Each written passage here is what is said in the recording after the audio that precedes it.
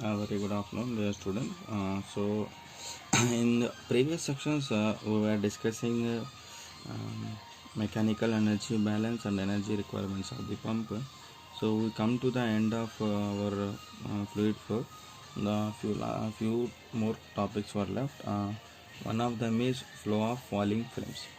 So in this section, we will see flow of falling films. How to determine the velocity of a falling film. We'll see this text.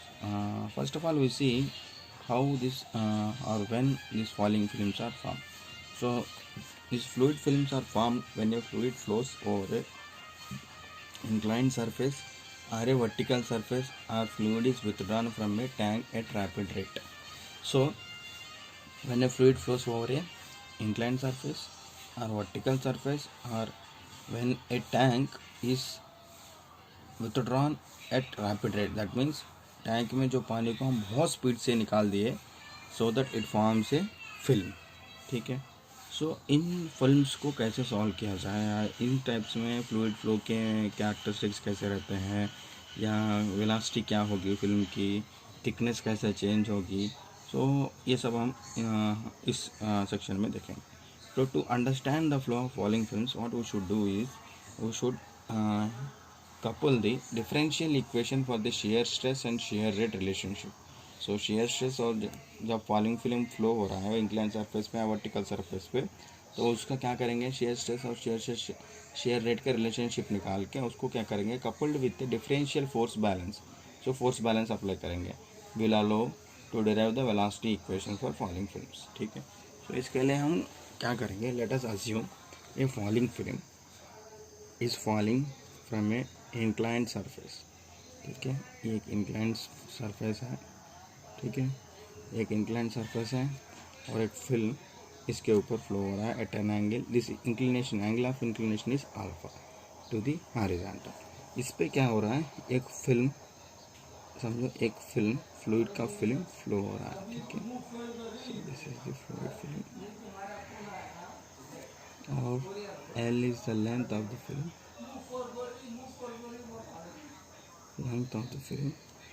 and delta, say delta is the thickness of the film. Delta is the thickness of the film, L is the length of the film, and W is the width of the film. ठीक है. हमने एक film लिया जिसका length L है, delta thickness है, W क्या है इसका विड्थ है. ठीक है. जब ये फ्लो हो रहा है तो इसमें से हम क्या करेंगे, एक डिफरेंशियल एलिमेंट लेंगे एट डिस्टेंस x. ठीक है.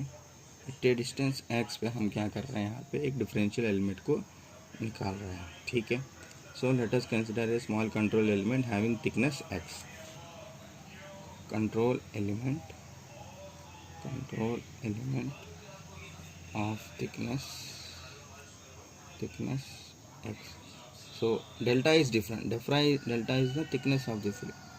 ठीक है. ये अलग चीज़ है, delta thickness of the film है. ठीक है. But x is the control element जो हम जहाँ पे एनालाइज कर रहे हैं. ठीक है. ये छोटा सा कंट्रोल एलिमेंट, उसका थिकनेस है एक्स. ठीक है. From the surface of the film, x means ये सरफेस ऑफ, ये this is the surface of the film. यहाँ से लेके यहाँ तक जो कंट्रोल एलिमेंट लिया उसका थिकनेस क्या है, एक्स है. ठीक है. From the surface of the film लिख देता हूँ, x control element of thickness x from the surface of the film. This thickness is determined from the surface of the film. ठीक है. From the surface of the film. The mass of the differential element, mass of the differential element क्या होगा, element. Now we know mass is equals to density by volume, और density is equals to mass by volume है, तो mass क्या होगा, density into volume होगा. ठीक है. से rho is the density and volume will be W into L into X. length, breadth, thickness. ठीक है. length, width, thickness, density into volume. This is your mass of the differential element. ठीक है.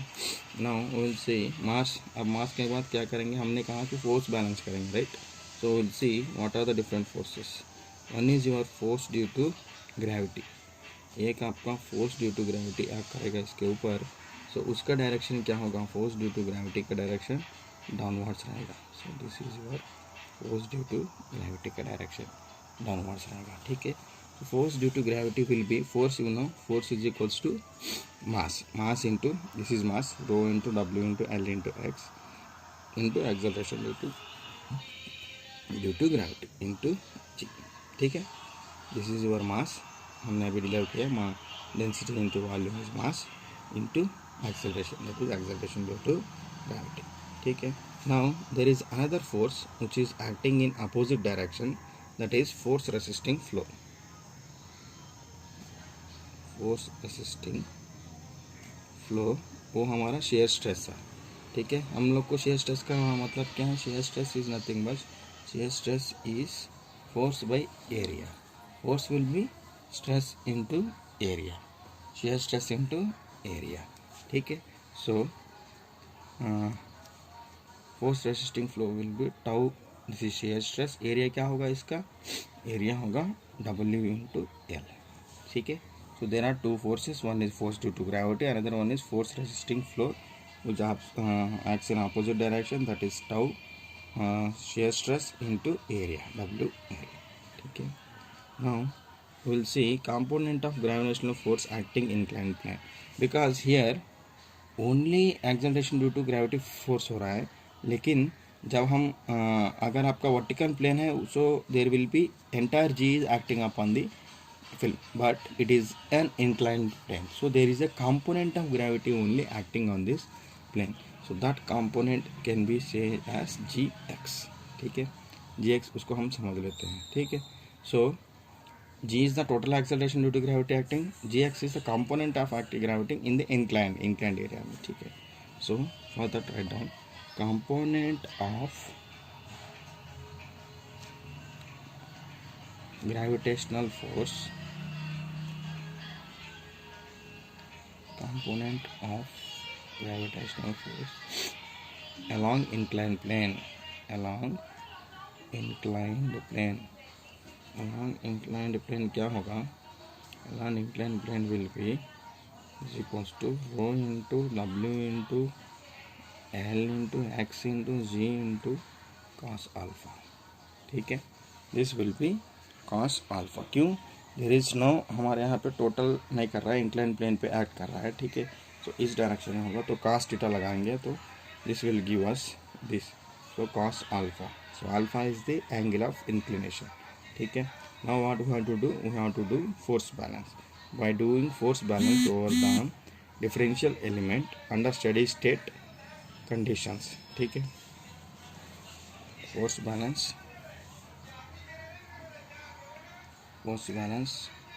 over the differential increment, ठीक है, the differential increment, so what are the forces acting under steady state, दोनों forces equal रहेंगे, एक opposing force है, एक gravitational force है, सो दो फोर्सेस, एक है आपके opposing force that is your shear stress के वजह से, shear stress into area that is tau into WL, ठीक है, which must be equal to gravitational force rho WL gx cos alpha, ठीक है, rho W gx into cos alpha और xg भी कर सकते हैं, तो इसमें क्या cancel, WL gets cancel, what you will get is rho is equals to rho into g into x into cos alpha, ठीक है,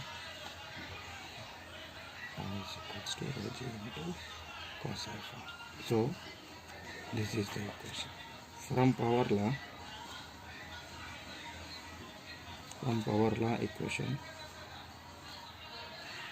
we know that tau is equals to minus k into dv by dx to the power n, ठीक है, ये power law का equation है, tau is equals to minus k into dv by dn, if you substitute here in this above equation, इसको substitute करते हैं तो what we will get is curve k into minus dv by dx to the power n is equals to rho gx into cos alpha, ठीक है, rho gx into cos alpha, from this we can take this dv/dx। n को इस side पे लेके जाएंगे तो क्या होगा, 1/n होगा उससे पहले, ठीक है। तो क्या बचेगा, rho G X cos alpha by K to the power 1/n, n इधर आ जाएगा तो 1/n रहेगा, ठीक है। नाउ इसको हम क्या करेंगे, इसको डिफ्रेंशिएट करेंगे, minus D V is equals to rho G X cos alpha by K to the power 1/n into D X, ठीक है। नाउ इंटीग्रेटिंग अब सेकेंड पार्ट में करेंगे, ठीक है।